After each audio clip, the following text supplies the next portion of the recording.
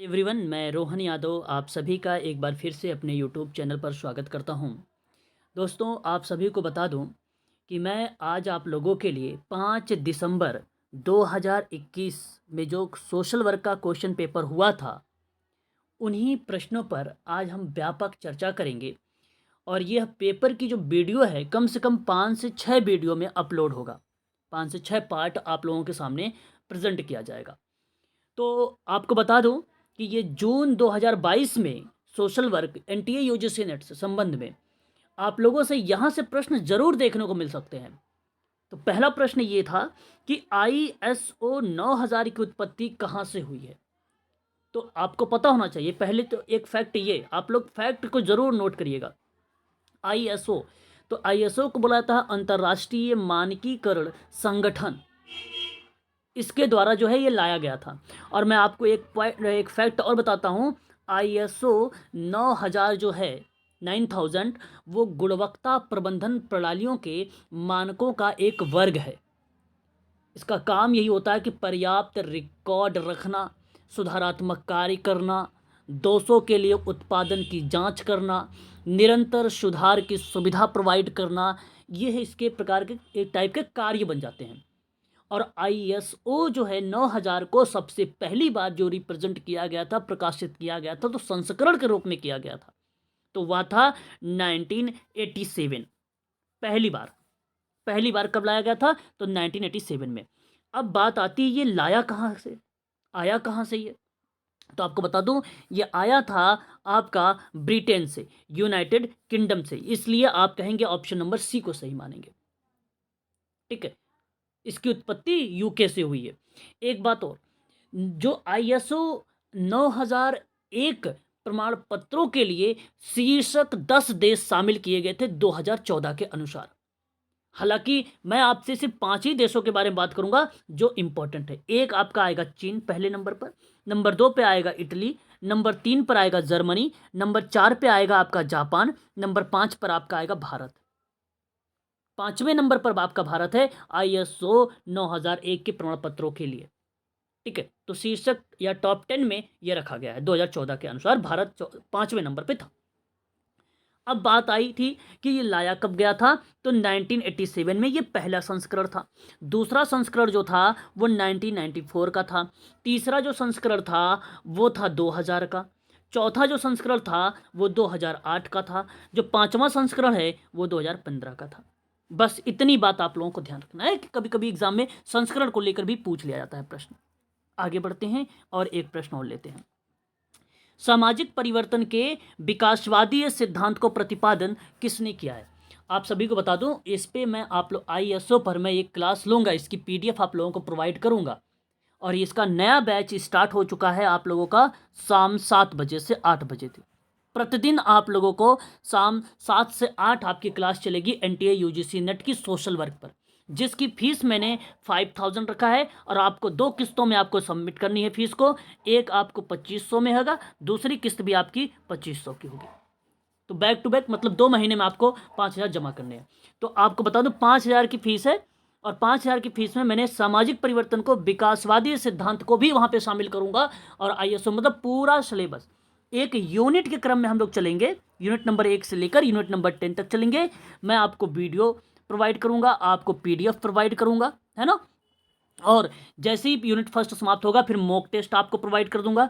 फिर लास्ट में भी कभी कभी हम संडे की भी क्लास लेंगे, जो 2004 से लेकर 2021 तक के जितने भी सोशल वर्क का क्वेश्चन पेपर हुआ है, पीवाईक्यू यानी प्रीवियस ईयर का क्वेश्चन हम लोग चर्चा करेंगे। ठीक है, आगे बढ़ते हैं।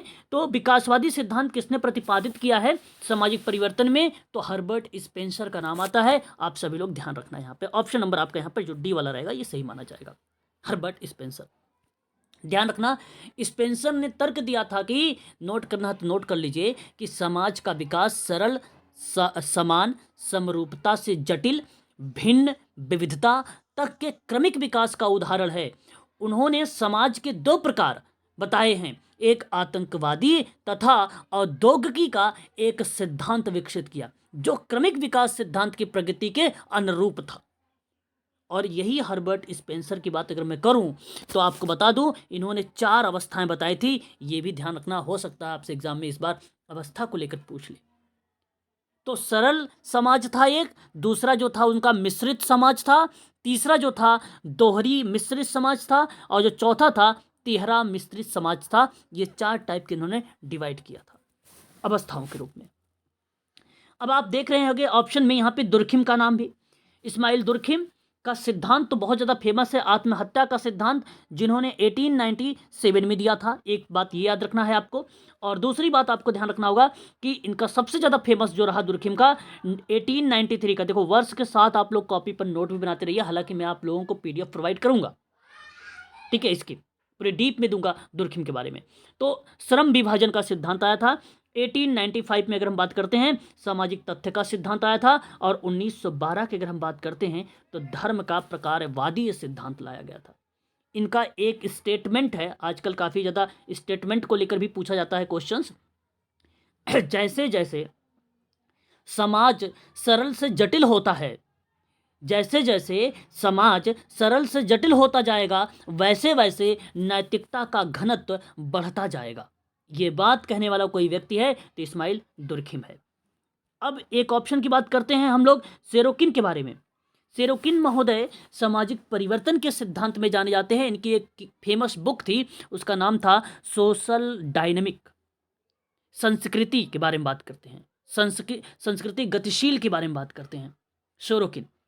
तो संस्कृति की 3 अवस्था इन्होंने बताया, हालांकि ये उसमें MPPSC सोशल वर्क में क्वेश्चन आया हुआ था सेरोकिन को लेकर। तो भावनात्मक को याद रखेंगे, भावात्मक को याद रखेंगे, दूसरा आपका चेतनात्मक याद रखेंगे, तीसरा आपका आदर्शात्मक याद रखेंगे। तो ये 3 अवस्था थी जो सेरोकिन ने रिप्रेजेंट किया था। आगे बढ़ते हैं, और एक और विद्वान का नाम है डेरेनडार्फ के बारे में। इन्होंने संघर्ष का सिद्धांत दिया है, मूलतः सत्ता के संबंध पर आधारित था वो। तो सत्ता संरचना जो प्रत्येक सामाजिक संगठन का अभिन्न भाग होती है, उसके बारे में बताया था। तो जो ये डेरेनडार्फ का संघर्ष का सिद्धांत था, ये जबरदस्ती का सिद्धांत पर आधारित था। और ये 2 टाइप के थे। एक था आपका, एक एक पॉइंट इंपॉर्टेंट है आप सभी के लिए, तो समाज के सामाजिकरण का सिद्धांत एक पहला दिया इन्होंने, और उसमें कहा कि जो संरचनात्मक प्रकारवाद के समरूप माना जाएगा वो समाज के सामाजिकरण का सिद्धांत कहलाएगा। ये डेरेनडार्फ का था। दूसरी बात, इन्होंने कहा कि समाज के बल प्रमेय का सिद्धांत, और यह सिद्धांत होगा संघर्ष से संबंधित। तो संघर्ष से संबंधित डेरेनडार्फ का जो सिद्धांत था वो बल प्रमेय का सिद्धांत था। तो इस चीज को आप सभी लोग ध्यान रखेंगे। तो इसका सही जवाब ऑप्शन नंबर आपका डी वाला करेक्ट रहेगा। आगे बढ़ते हैं, और एक प्रश्न हमारे सामने है सोशल डायनेमिक्स के बारे में। अब सोशल डायनेमिक्स शब्द का प्रतिपादन किस विद्वान ने किया है, तो मैं आपको बता दूं कि कर्ट लेविन ने USA में 1920 और 1930 के दशक में जनसंख्या शोध प्रयोग किया था, और नैदानिक शोध वहीं से शुरू हुआ, और इसी वजह से कर्ट लेविन को ग्रुप डायनेमिक के नाम से जाना गया, समूह गतिकी के रूप में जाना। अब समूह गतिकी होता क्या है, तो किसी एक ही समूह या विभिन्न समूहों के व्यवहार, या आप कह लीजिए कि उनसे संबंधित मनोवैज्ञानिक प्रक्रियाओं का समूह गतिकीय कहलाता है। याद रखेंगे ये। तो इसलिए हम कहेंगे कि कर्ट लेविन, क्षेत्रवाद का सिद्धांत भी एक फैक्ट के रूप में आप नोट कर सकते हैं, सम्मिलित करने में आता है क्षेत्रवाद का भी सिद्धांत। ऑप्शन नंबर आपका यहां पर बी वाला करेक्ट मान लिया जाएगा। अब इस्माइल दुर्खिम के बारे में मैंने आपको बता चुका हूं, बार बार बताऊंगा नहीं आप लोगों से, है ना। बात करते हैं विलियम उंट के बारे में।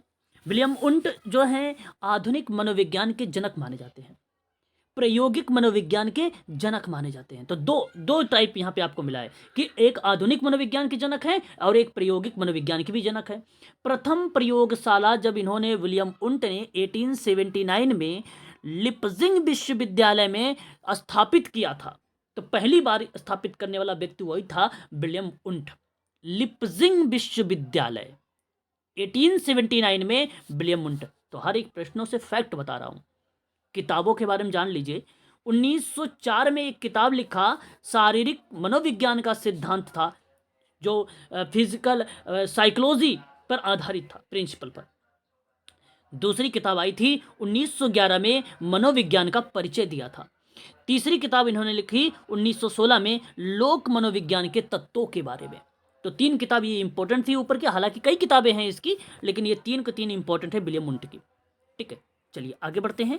और यहाँ पे एक और ऑप्शन आपके सामने आ गया विलियम मैकडूगल के बारे में। तो मैकडूगल की कुल 14 संवेग और 14 मूल प्रवृत्तियां थी। विलियम मैकडूगल की अगर बात करते हैं तो 14 संवेग और 14 मूल प्रवृत्तियां थी, जिसमें अगर मैं संवेग की बात करूं तो भय, क्रोध, घृणा, आश्चर्य और वात्सल्य, विषाद, संरचनात्मक भावनाएं, एकाकीपन, कामुकता, श्रेष्ठता की भावना, आत्महीनता, भूख, अमोद, ये सभी जो थे ये संवेग थे। और संवेग का अर्थ होता है उत्तेजित अवस्था, उत्तेजित अवस्था, इसके बारे में बात करते थे ये। चलिए यहां से ये भी प्रश्न आपको क्लियर हो गया। और अब हम नेक्स्ट प्रश्न लेते हैं, और प्रश्न अपने आप में इंपॉर्टेंट है। देखिए टकमैन के बारे में बात कर लेते हैं। देखिए ये प्रश्न आप स्टार लगाइएगा, ये कई बार हर बार यूजीसी में पूछा जा रहा है। तो मैं कुछ विद्वानों के बारे में बात करना चाहता हूँ पहले, फिर मैं इस प्रश्न पर आऊँगा। एक विद्वान थे, उनका नाम था बेल्स। अब बेल्स महोदय ने 1950 में समूह के विकास की अवस्था बताई थी 3 टाइप की। नोट करना है, नोट करिए। और मैंने आप लोगों की पीडीएफ भी प्रोवाइड कर चुका हूँ। एक था दिशा निर्धारण, दूसरा था मूल्यांकन, तीसरा था निर्णय लेना। ये 3 आपको ध्यान रखना होगा। ठीक है, उसके बाद अगर हम बात करते हैं कैलिंग के बारे में, कैलिंग ने 1972 में भी कुछ अवस्था बताई। एक का नाम बताया दिशा निर्धारण, दूसरे का नाम विरोध, तीसरे का नाम समझौता, चौथे का नाम घनिष्ठता, पांचवें का नाम समापन। आगे अगर हम बात करते हैं, एक विद्वान और थे, उनका नाम था ट्रेकर। ट्रेकर के बारे में अगर हम बात करते हैं तो ट्रेकर ने भी 1972 में कुछ इस अवस्था के बारे में बताया। पहले बताया उन्होंने कि प्रारंभ होता है, दूसरा उन्होंने बताया समूह भावना का आविर्भाव, और तीसरा उन्होंने बताया कि मित्रता का विकास, चौथा बताया सशक्त समूह, पांचवा बताया समूह भावना का पतन। एक और हम लेते हैं, एक और विद्वान थे, उनका नाम था गारलैंड। और गारलैंड और जोन्स और जो है कोलनडंगी, ठीक है, नाम है विद्वान का कोलोन डन्नी। तो कोलोन डन्नी ने 1976 में और गारलैंड ने 1976 में कुछ अवस्था बताई समूह की। एक अवस्था उन्होंने बताया कि भाई मान्यता पूर्ण होगा, दूसरा बताया अधिकार एवं नियंत्रण होगा, तीसरा बताया उन्होंने घनिष्ठता होगा, चौथा बताया अलगाव होगा, पांचवा बताया विभाजन होगा, छठा बताया इन्होंने समाप्ति होगा। अगर हम बात करते हैं टकमैन के अकॉर्डिंग, तो टकमैन, जिसको हम लोग टुकमैन भी कहते हैं, 1963 में इन्होंने अवस्था दी। और इन्होंने बताया कि सबसे पहले फॉर्मिंग होता है, फिर स्टॉर्मिंग होता है, फिर उसके बाद आपका, देखिए यहाँ पे डेवलपिंग नहीं होता है, ये गलत है आपका। फॉर्मिंग होता है, स्टॉर्मिंग होता है, और उसके बाद नॉर्मिंग होता है, उसके बाद नॉर्मिंग होता है, फिर परफॉर्मिंग होता है, फिर एडजॉर्मिंग होता है। तो ये 4 अवस्था इन्होंने बताई थी। इस चीज़ को आप सभी लोग ध्यान रखिएगा। तो इस प्रश्न के बारे में अगर हम बात करें तो इसका सही जवाब कौन सा माना जाएगा? जहाँ पे आपका सी नहीं होगा वही करेक्ट होगा। जहाँ आपका सी नहीं होगा वही आपका करेक्ट होगा, जैसा कि ऑप्शन नंबर ए में लिखा हुआ है। ऑप्शन नंबर ए में लिखा हुआ है। चलिए आगे बात कर लेते हैं। मैरी रिचमंड के द्वारा एक किताब लिखी गई, कुछ किताबों के बारे में हम चर्चा कर लेते हैं। ये भी किताब इंपॉर्टेंट है मैरी रिचमंड के अकॉर्डिंग अगर हम बात करें तो। देखिए एक है friendly visiting among the poor, और ये आई थी 1899 में। उसके बाद सोशल डायग्नोसिस आई थी 1917 में। व्हाट इज सोशल केशवर का आया था 1922 में। अब आप क्रम में लगा दीजिए तो आपको मिल जाएगा इसका सही जवाब। ठीक है, तो यहाँ पे अगर हम बात करें तो इसका जो सही जवाब हो जाएगा ऑप्शन नंबर आपका यहाँ पर ए वाला करेक्ट मान लिया जाएगा। ए आपका करेक्ट नहीं होगा, हालांकि तीनों यहाँ पे दिए गए थे। तो पहले 1800 आएगा, फिर उसके बाद 1917 आएगा, फिर 1922 आएगा। हाँ, पहला वाला करेक्ट हो जाएगा, ऑप्शन नंबर ए वाला करेक्ट हो जाएगा। आगे हम बात कर लेते हैं, ये भी अच्छा प्रश्न है। अगर हम बात करें इस प्रश्नों पर तो देख सकते हैं आप लोग कि Indian journal of social work, ये किताब जो है कब लाई गई, तो आपको बता दूं कि 1940 में लाई गई। Journal of social work education research and action के बारे में अगर हम बात करें तो ये किताब 2015 में लाई गई थी। और जो है कंटेम्पररी सोशल वर्क के बारे में अगर हम बात करते हैं तो ये किताब आई थी 1962 में। अगर हम बात करते हैं पर्सपेक्टिव इन सोशल वर्क के बारे में तो इसके बारे में अगर प्रतिपादित किया गया तो 1984 में।